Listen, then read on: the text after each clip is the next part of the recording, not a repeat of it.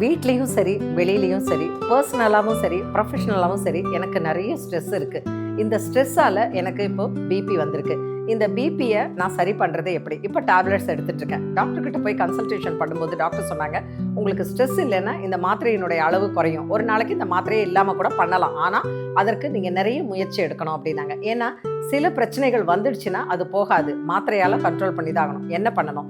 5 விஷயம் சொல்கிறேன். எப்போவுமே எந்த விஷயம் நடந்தாலும் அதுக்காக நீங்கள் டென்ஷன் ஆகாமல் அதை எப்படி சரி பண்ணணும் அப்படிங்கிறத யோசிங்க.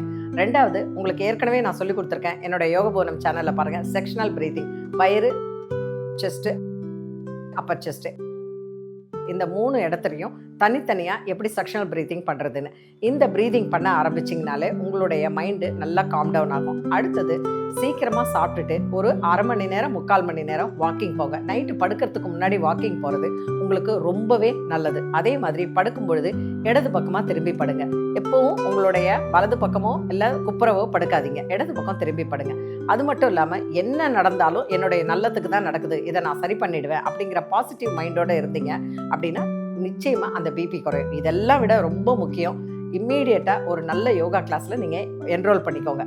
அந்த யோகா கிளாஸில் நல்ல மீன்ஸ் என்ன அப்படின்னா, ப்ரீதிங்கோடு ஸ்டார்ட் பண்ணி பொறுமையாக நல்ல யோகா பயிற்சிகள் பண்ணிங்கன்னா இந்த பிபியை அப்படியே கீழே கொண்டு வந்து காம் டவுன் பண்ணுறதுக்கு ஈஸியாக நிறைய வழிகள் இருக்குது.